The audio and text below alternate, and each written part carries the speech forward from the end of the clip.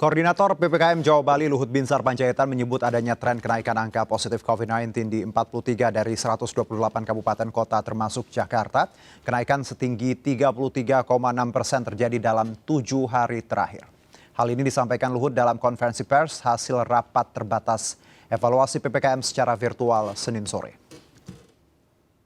Juga terdapat tren kenaikan kasus di Jawa Bali, utamanya terjadi pada 43 kabupaten kota, dari 128 kabupaten kota atau 33,6% dalam 7 hari terakhir ini. Kami akan segera mengumpulkan 43 kabupaten kota Jawa Bali tersebut untuk segera mengidentifikasi dan melakukan intervensi demi menahan tren kenaikan ini. Dan di Jakarta Utara, Timur, Barat, Selatan itu hampir semua trennya ada naik. Jadi saya mohon kita semua hati-hati melihat ini. Dalam ratas yang dipimpin Presiden siang ini, beliau menyampaikan bahwa kita harus betul-betul hati-hati belajar dari pengalaman negara-negara Eropa yang mengalami lonjakan kasus harian cukup besar akibat lalainya masyarakat menerapkan protokol kesehatan. Ya, kita tahu kasus COVID dilaporkan meningkat di sejumlah daerah termasuk ibu kota sebagai penyumbang kasus tertinggi. Dan saat ini bahkan Indonesia akan menuju disebutkan dari ancaman gelombang ketiga COVID-19, berbagai transportasi umum seperti Transjakarta, komuter lain mulai kembali berlakukan seperti sebelum adanya COVID. Dan untuk mengetahui bagaimana sistem yang diterapkan pihak transportasi, kita terhubung dengan Ibu Ane Purba selaku VP Corporate Secretary dari KAI Komuter. Selamat sore Bu Ane, apa kabar? Selamat sore Mas Dino, kabar luar biasa. Ya, alhamdulillah sehat. Iya Bu. Bu Ane, kita berbincang mengenai apakah ada treatment baru nih terkait, kita tahu level PPKM Jakarta level 1 dari minggu lalu, tapi apakah ada yang terbaru yang bisa diupdate untuk para pengguna KRL? Ya, jadi kalau kita lihat memang ya untuk KRL ini kita tidak banyak perubahan, termasuk kapasitas ketika memang ada beberapa daerah yang sudah mengizinkan 100%, tetapi untuk komuter lain sampai saat ini mulai dari PSBB sampai ke PPKM ini belum lebih dari 50%. Jadi kapasitasnya masih di angka 32 sampai 45%. Jadi perubahan untuk kapasitas ini juga kelihatan dari COVID ya yang ada di beberapa daerah. Kebetulan kita kan adanya di 3 provinsi khususnya di Jabodetabek, sehingga kita juga bisa melihat di daerah-daerah lain ini masih ada beberapa yang masih level 3. Sehingga dengan adanya hal tersebut, maka untuk kapasitas dari KRL ini masih dipertahankan di bawah 50%. Sementara untuk protokol kesehatan masih terus kami lakukan dengan pembatasan untuk masuk ke stasiun, kemudian menggunakan double masker, kemudian kami juga masih terus meningkatkan jumlah wastafel yang dapat digunakan oleh pengguna jasa komuter lain untuk terus mencuci tangan di area stasiun. Jadi inilah yang kita lakukan terus-menerus, tidak berhenti Mas Juno untuk setiap kali ada perubahan di PPKM ini kita tetap konsisten dengan protokol kesehatan. Jadi pertimbangannya tadi walaupun DKI level 1 tapi beberapa penyangga masih level 3 ya Bu Ane ya. Jadi agak riski kalau kita memberlakukan ya misalnya seperti Transjakarta yang sudah 100% seperti itu. Iya, jadi kan kita daerah penyangganya juga ada dan kita kan dibawahi juga dari kementerian, kami melihat bahwa upayanya adalah tetap melakukan pembatasan kapasitas. Tetapi bagaimana caranya kita bisa mengatasi ketika mobilisasi masyarakat meningkat, itu kita menambah frekuensi perjalanan di jam-jam sibuk. Jadi saat ini kami sudah menjalankan 999 perjalanan dengan memaksimalkan trainset yang ada 10 sampai 12 kereta. Dulu kan masih ada 8 ya. Di jam-jam sibuk itu kita buatkan 10 sampai 12 kereta. Untuk apa? Kita tetap melakukan pembatasan kapasitas supaya tidak terlalu padat, tetapi untuk mengakomodir mobilisasi masyarakat yang tinggi, kami menjalankan 999 perjalanan, kemudian yang biasanya di masa normal saja mengangkut 1,2 juta penumpang, kami menjalankan 86 trainset Sekarang kita bisa menjalankan 94 sampai 96 transit supaya kita tetap bisa mendukung protokol kesehatan dengan meningkatnya mobilisasi masyarakat di Jabodetabek khususnya. Baik, Bu Ana, kalau bicara data sendiri terkait penumpang KRL, dari data yang saya baca bahwa di Oktober terjadi peningkatan sekitar 300.000, seperti apa kalau boleh tahu? Trennya? Jadi kita melihat memang peningkatannya bahkan sekarang sudah di angka 450.000, Mas Juno. Jadi ketika PPKM dengan adanya syarat surat ketika itu ya, ketika ada kritikal dan non esensial, kita itu melayani di bawah 200.000 karena memang work from office-nya hanya diizinkan itu di ketika kritikal ya 200.000 ya? Iya, di bawah 200.000. Tapi ketika adanya vaksin yang terus memang kita terus dukung di sentra-sentra vaksin, stasiun juga kita buka gitu ya.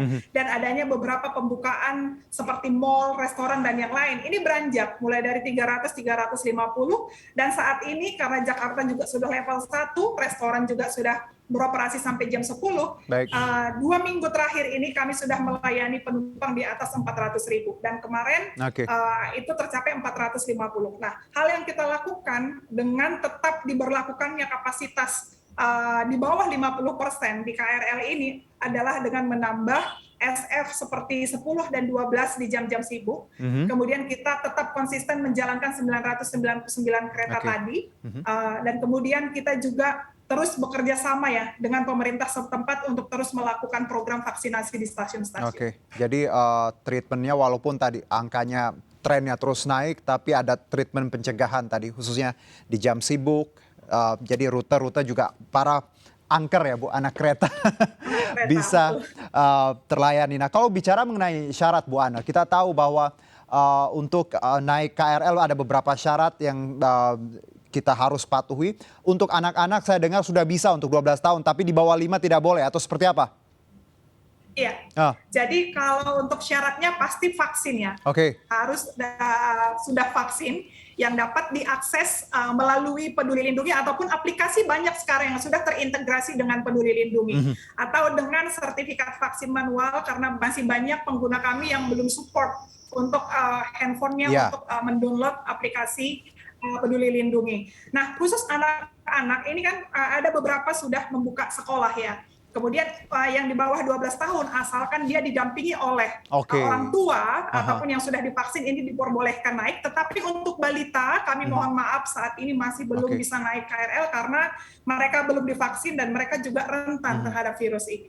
Jadi di bawah 12 tahun sudah boleh asal didampingi orang tua seperti itu ya? Iya.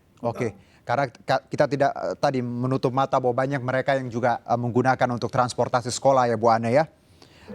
Bu Ana, bicara Desember nih, libur Natal, Tahun Baru, ini kan otomatis mobilitas akan cukup tinggi, apalagi wilayah Jabodetabek. Bagaimana teman-teman di KRL Komuter Line ini mengantisipasi nantinya lonjakan di Desember?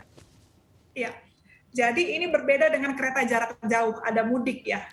Kereta jarak jauh itu mereka mudik ke kampung. Sebenarnya kalau misalkan libur Lebaran, Natal, Tahun Baru justru kita sepi di jam kerja. Ramainya itu ketika hari hanya orang bersilaturahmi atau jalan atau ke mall atau mungkin dari Bogor ke Jakarta, dari Jakarta ke Bogor.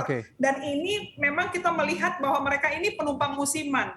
Nah, ini yang memang menjadi tantangan buat kita karena bayangkan saja 1 tahun atau 2 tahun lebih tidak naik KRL, yang dia ingat naik KRL datang ke stasiun, kemudian tapping, masuk, kemudian bebas naik KRL. Nah, penumpang-penumpang seperti inilah yang perlu kita antisipasi ya. Kita sudah siapkan untuk perjalanan kita sudah, namun nanti pasti kami akan mengikuti peraturan yang disampaikan oleh pemerintahan pusat ataupun daerah. Tetapi khusus untuk petugas ini kita sudah siapkan seperti mobile loket atau teman-teman yang posko supaya edukasi itu terjadi sebelum mereka masuk gate. Jadi untuk protokol kesehatan tetap kami upayakan sebelum mereka masuk gate, mereka sudah kami lakukan edukasi di awal, seperti penggunaan double masker, kemudian vaksin, kemudian juga mereka harus mematuhi marka-marka. Tidak mudah loh, ketika mereka datang, mereka harus menarik, Bu Ana. Anda menyebutkan tadi tiba-tiba naik KRL. Ini biasa terjadi di hari-hari besar, hari libur ya. Banyak sekali dari wilayah aglomerasi ini yang tiba-tiba naik KRL, dan tadi edukasi penting sekali agar tidak tadi terjadi penumpukan dan prokes tetap berjalan. Bu Ana, terima kasih atas waktunya. Sehat-sehat untuk teman-teman di KAI Komuter. Selamat sore. Dan pemirsa, Koordinator PPKM Jawa Bali Luhut Binsar Panjaitan menyebut adanya tren kenaikan angka positif COVID-19 di 43 dari 128 kabupaten kota dalam 7 hari terakhir. Salah satu daerah yang mencatat kenaikan yaitu DKI Jakarta. Ya, untuk itu Luhut mengatakan akan mengumpulkan kepala daerah 43 kabupaten Jawa Bali itu, termasuk di Jakarta, untuk segera mengidentifikasi dan melakukan intervensi demi menahan tren kenaikan. Luhut mengatakan relaksasi PPKM berdampak pada kenaikan mobilitas yang cukup tinggi. Menteri Kesehatan Budi Gunadi Sadikin membenarkan kenaikan kasus di berbagai daerah baik luar maupun di Jawa Bali. Meski tak signifikan dan masih terkontrol, Menkes meminta pemerintah daerah dan masyarakat waspada karena hal ini menjadi indikasi awal. Sementara itu, juru bicara Satgas Penanganan COVID-19 Wiku Adhisa Smito menuturkan peningkatan kasus 7 hari terakhir dapat digunakan untuk memantau perkembangan kasus COVID ke depan. Untuk itu, kegiatan berkumpul di kalangan publik yang semakin meningkat perlu diantisipasi. Ya, informasi lain akan kami hadirkan usai jeda. Berikut tetap di MNC News.